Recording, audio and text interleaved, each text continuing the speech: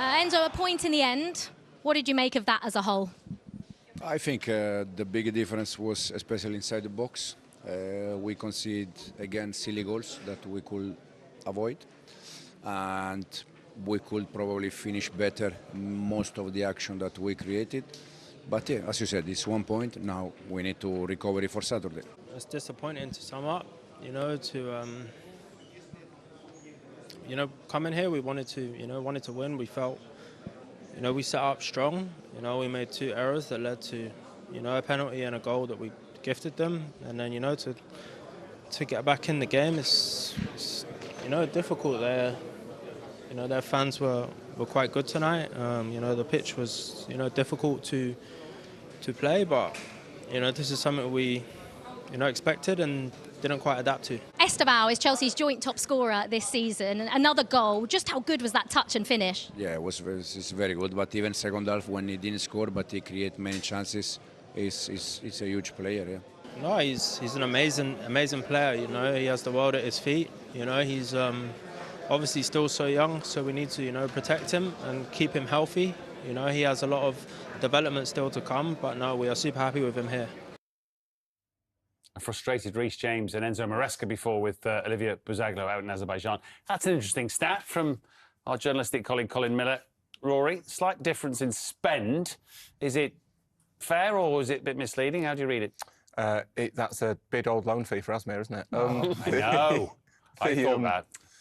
It's not that surprising. It showcases how well Qarabag have done. I'm guessing that their wage spend is significant. Well, it is now.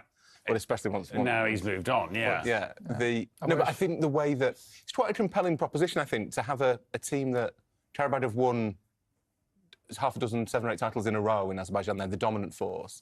They've become a relatively constant presence in a European competition, not the Champions League. This is the first time since 2017 they've been in this competition. That's quite a compelling proposition for players, but you do have to pay. You have to pay inflated wages to get them to Azerbaijan. So it shows how well Qarabag have done to get here to be competing. But to be honest, I think that the way they've taken to the Champions League this season is very surprising. Well, if only someone had,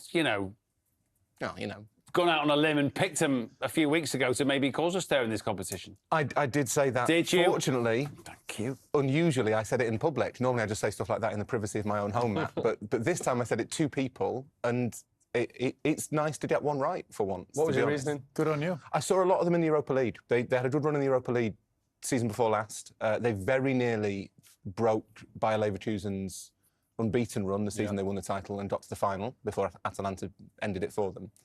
And Qarabag they play really ambitious football. They're very attacking and they're fearless.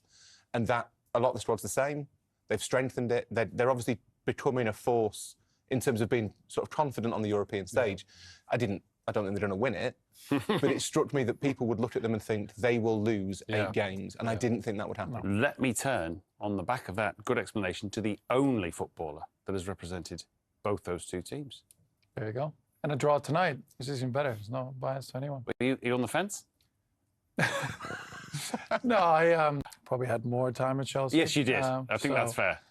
Slightly more biased to them, but they lost their previous 7 meetings with British teams, so that is clearly tonight is a big feather in their cap. It really is. I think they've come a long way in the last few years. As Rory said, we had a conversation earlier. A lot of resources they've achieved and earned through being in Europe, they've invested right back into the squad. They've been able to get players in and build a really solid foundation within the team. If you look at the centre half, Kevin Medina, Kadi Borges in the middle. I play with Abdullah Zubir, the left winger. He's been in on many years. Leandro Andrade, who's came in. So it's really good players, established players in and around the European game who are making a nice difference for them, a really big impact. And the fact that I've been able to keep them for many years now has helped them get through the ranks in the Couldn't European afford games. you, that was the difference. Welcome, by the way, to viewers on TNT Sports 1 and 2 who've joined us for the remainder of the programme.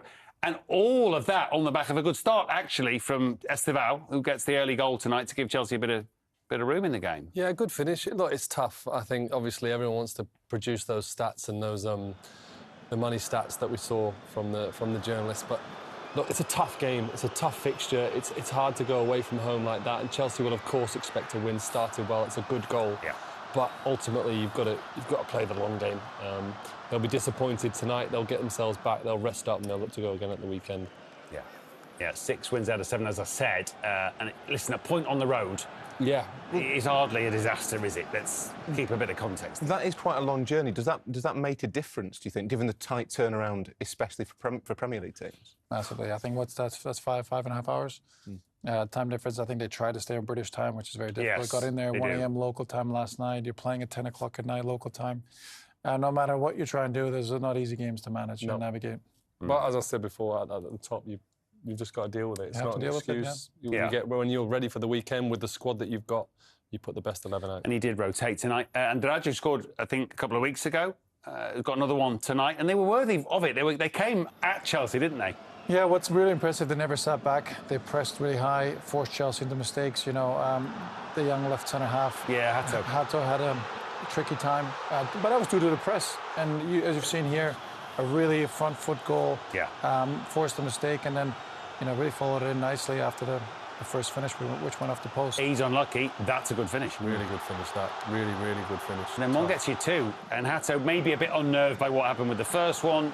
He's a bit, I don't know, does he wait too long? Then he's a bit unlucky because it catches his hand. Yeah, and we also know Maresca is so keen on his defenders playing out the back all the time. Sometimes maybe, from a goalkeeper's point of view, and Joe, I think will agree, maybe it's better maybe not to give him the ball for a few minutes, just settle back in the game. But, time after time he got caught, and obviously they paid the price. Lovely penalty. Yeah. No chance with that. Although Garnacho came on immediately, got Chelsea back in the game and effectively rescued the point in the end. Yeah, a little bit of a flex of the muscles, I guess. Maresca already had to replace Lavia with Caicedo. Yes. That's £100 million worth of midfielder, and then 2 changes at half-time just to freshen things up, and it did make a difference because I think, to be honest, Chelsea were a little bit lucky to go in at half-time 2-1 Yeah, down. that's fair from what we saw. And then when you have the resources that Chelsea have, that the Premier League teams have, you can kind of rescue yourself in those situations. It's a great finish from Garnacho. To earn a creditable point in the end. It's not going to do any great damage to Chelsea's qualification hopes, drawing at Qarabag. No, well, you would hope not, absolutely. You would hope not. That obviously eases the long trip home, that it's not defeat. Then maybe it gets a bit more kind of, harsh to say embarrassing, but you answer more of those searching questions, don't you, which players love. Yeah, certain players do more than others. But, sure. Definitely, a good point in the end. You take it and you move on. Yeah. Barca next at the bridge. Tasty. Then Atalanta, who've won tonight. Paphos, who have won tonight. And Napoli, who probably will need the points. So, yeah, it's still tasty stuff to come. Yeah, it's not an easy run. I mean, Paphos obviously is a romantic reunion with David Luiz. Yes. Who'll be welcome back at the bridge. But other than that, that's 3 difficult games for Chelsea. Yeah. And given their injury situation, given how much they like having players sent off, they could probably do with not being in the playoff round. Good point. Good point.